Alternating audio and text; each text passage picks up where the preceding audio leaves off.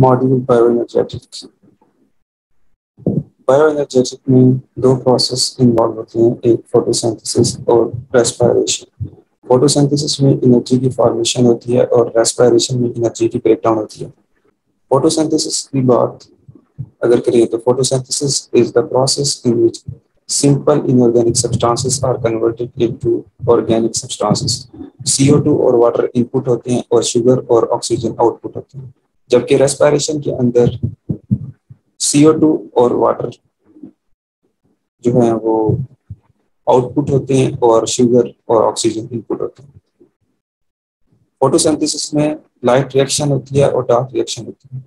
Light reaction जो कि light जिसे लाइट डायरेक्टली चाहिए और डार्क रिएक्शन जिसे लाइट डायरेक्टली नहीं चाहिए। जो लाइट रिएक्शन है उसके अंदर ATP और NADPH और NADPH की फॉर्मेशन होती है, जबकि जो डार्क रिएक्शन है उसके अंदर ATP और NADPH की यूसेज होती है। अगर साइक्लिक और जो लाइट रिएक्शन है उसके अंदर साइक्लिक और नॉन साइक्लिक फॉस्फोराइलेशन होती है। अगर दोनों को कंपेयर करें तो साइक्लिक फॉस्फोराइलेशन में सिर्फ फोटोसिस्टम 1 इन्वॉल्व होता है, जबकि नॉन साइक्लिक फॉस्फोराइलेशन में फोटोसिस्टम 1 और 2 दोनों इन्वॉल्व होते हैं। नॉन साइक्लिक फॉस्फोराइलेशन को इस स्कीम भी कहते हैं जब लाइक फोटोन ऑफ लाइट पड़ता है क्लोरोफिल फोटोसिस्टम 2 या P680 के ऊपर तो एक इलेक्ट्रॉन एक्साइट होता है और वो इलेक्ट्रॉन एक्सेप्टर्स की चेन से गुजरता हुआ फोटोसिस्टम 1 या P700 के पास चला जाता है और उसके इलेक्ट्रॉन होल को फिल कर देता है। फिर उसके बाद जो लाइट पड़ रही है P700 के ऊपर, उससे इलेक्ट्रॉन एक्साइट होता है और वो फेराटॉक्सिन के पास चला जाता है जो उसे एक्सेप्ट करता है और NADP रिडक्टेज NADP को NADPH में कन्वर्ट करता है। और जो ये इलेक्ट्रॉन ऊपर से नीचे तक आए हैं, इससे एनर्जी की फॉर्मेशन होती है ATP की फॉर्म में। जो साइक्लिक फॉस्फोराइलेशन में जब फोटोन ऑफ लाइट पड़ता है क्लोरोफिल के ऊपर जो फोटोसिस्टम 1 का है, तो उससे इलेक्ट्रॉन एक्साइट होता है और वो एक्सेप्टर चेन के साथ गुजरता हुआ फेराटॉक्सिन के पास चले जाता है। फेराटॉक्सिन से प्लास्टोक्वेनिन, फिर साइटोक्रोम C और उसके बाद प्लास्टोसिनेनिन और एंड में आकर वापसी दोबारा वो क्लोरोफिल के पास चला जाता है। तो ये जो इलेक्ट्रॉन ऊपर से नीचे आना है, इससे ATP की फॉर्मेशन होती है। उसके बाद डार्क रिएक्शन स्ट्रोमा में होती हैं और जो लाइट रिएक्शन है वो थैलाकॉइड में होती है। इसे माल्विन कैल्विन ने डिस्कवर किया था। और अगर आप देखें तो कार्बन डाइऑक्साइड की एंट्री हुई रोबिस्को एंजाइम में और RuBP के साथ कंबाइन होकर उसने 3-फॉस्फोग्लाइसरेट बना दिया। 3-फॉस्फोग्लाइसरेट 3 कार्बन कंपाउंड है और जो पहला स्टेप है कैल्विन साइकिल का उसे कार्बन फिक्सेशन कहते हैं। तो जो 5 कार्बन कंपाउंड था अब वो 3 कार्बन कंपाउंड बन गया। उसके बाद ATP की एनर्जी यूज होती है और एक फॉस्फेट की एडिशन होती है और 1,3 डाइफॉस्फोग्लाइसरेट बन जाता है। अब शुरू होती है रिडक्शन फेज में NADPH अपना हाइड्रोजन देता है और उसके बाद बनती है G3P6 मॉलिक्यूल बनते हैं G3P।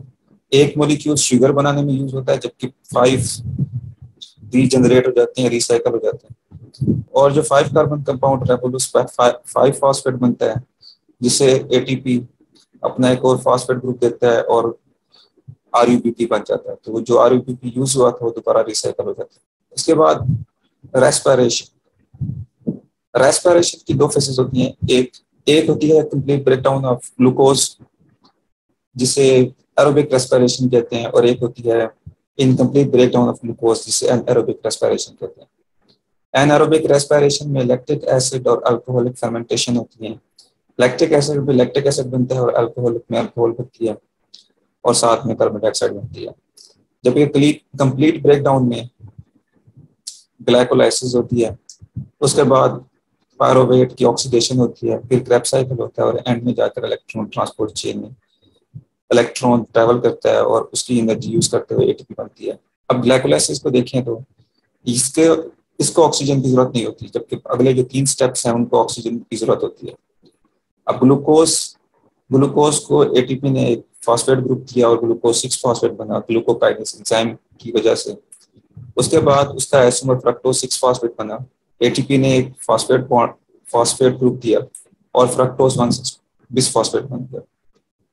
उसके बाद G3P बना और DAP बना, DAP भी G3P में कन्वर्ट हो गया और 2 G3P बन गए। उसके बाद NAD की रिडक्शन हुई और 2 फॉस्फेट ग्रुप ऐड हुए और 1,3 बिसफॉस्फोग्लिसरेट बना। उसके बाद 2 ATP की फॉर्मेशन हुई और 3 फॉस्फोग्लिसरेट बना। उसके बाद 2 फॉस्फोग्लिसरेट बना, फिर वाटर की एडिशन हुई, वाटर की रिमूवल हुई और फॉस्फोइन और पायरोवेट बना। उसके बाद दोबारा 2 ATP की फॉर्मेशन हुई और एंड में जाकर 2 पायरोवेट बने। तो 2 ATP यूज हुए और 4 ATP बने। तो नेट ATP 2 बनते हैं। ATP की फॉर्मेशन स्टेप 7 और स्टेप 10 पे हुई है, जबकि NADH की फॉर्मेशन स्टेप 6 पे हुई है। एक NADH 3 ATPs देता है।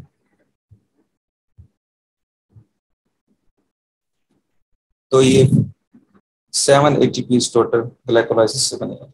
उसके बाद पायरोवेट की ऑक्सीडेशन होती है और ऑक्सीडेशन के बाद बनता है एस्टाइल को ए।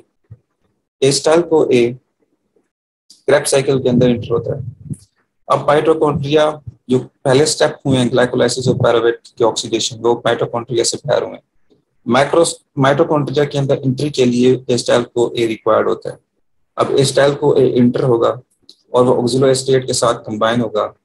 जो कोएंजाइम ए है जिसने ट्रांसपोर्ट कर दिया है, अब वो वापसी चला जाएगा। ऑक्सिलोएस्टेट के साथ कंबाइन होकर सिट्रेट की फॉर्मेशन होगी। सिट्रेट की फॉर्मेशन के बाद आइसोसिट्रेट बनेगा। आइसोसिट्रेट NAD की रिडक्शन होगी और वो अल्फा कीटोग्लूटारेट बनाएगा। अल्फा कीटोग्लूटारेट फिर NAD की रिडक्शन होगी और डीकार्बोक्सिलेशन होगी, सक्सिनल को ए बनेगा। सक्सिनल को ए की फॉर्मेशन के बाद एक GTP की फॉर्मेशन होगी और जो को ए अटैच है वो उसकी रिमूवल होगी और फिर सक्सिनेट बनेगा। उसके बाद FAT की रिडक्शन होगी, फ्यूमेरेट बनेगा और वाटर की एंट्री होगी और मेलेट बनेगा। फिर NAD की रिडक्शन होगी और ऑक्सीडेशन बनेगा। तो ये साइकिल कंप्लीट हो जाता है। NADH 237 के ऊपर बनी है, जबकि FADH2 स्टेप 5 पे बनी है। स्टेप 5 पे इसकी फॉर्मेशन हुई है, जबकि NADH 237 पे और GTP स्टेप 4 पे। एक NADH 3 ATP देता है और एक FADH 2 ATP देता है। तो 2 ये और 3, तो ये बन जाएंगे 9 ATP NADH की तरफ से और 2 ATP FADH2 की तरफ से, टोटल 11। एक ATP GTP की तरफ से 12। और ये साइकिल 2 दफा रिपीट होता है क्योंकि 2 पायरोवेट बने थे। तो टोटल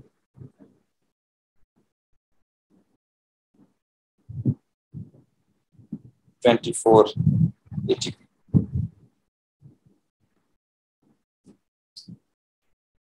अब last step electron transport chain. Electron transport chain में NADH और FADH2 अपने इलेक्ट्रॉन ट्रांसफर कर देंगे कॉम्प्लेक्सेस को और वो आगे जाकर जो इलेक्ट्रॉन है वो ट्रांसफर होगा बी, साइटोक्रोम बी को। अब साइटोक्रोम बी की समझो रिडक्शन होगी। साइटोक्रोम बी की रिडक्शन होगी, साइटोक्रोम बी की ऑक्सीडेशन कराएगा साइटोक्रोम सी और साइटोक्रोम सी की ऑक्सीडेशन कराएगा cytochrome a complex, cytochrome A और A3। उसके बाद ये इलेक्ट्रॉन 2 फ्री हाइड्रोजन आयंस के साथ मिलकर वाटर की फॉर्मेशन बनाएंगे और वन ऑक्सीजन मॉलिक्यूल और दो फ्री हाइड्रोजन आयंस के साथ मिलकर ये वाटर की फॉर्मेशन बनाएंगे। तो जो hydrogen ions inner mitochondrial matrix से इंटरमेम्ब्रेन स्पेस में चले गए हैं, अब वो वापसी एफ नॉट चैनल के थ्रू होते हुए F1 पार्टिकल के थ्रू होते हुए नीचे मैट्रिक्स में वापस आएंगे। F1 पार्टिकल के अंदर एटीपी सिंथेज लगा होता है। तो जैसे हाइड्रोजन आयंस मैट्रिक्स में आएंगे एटीपी की फॉर्मेशन हो जाएगी फॉस्फेट ग्रुप के एडिशन के साथ।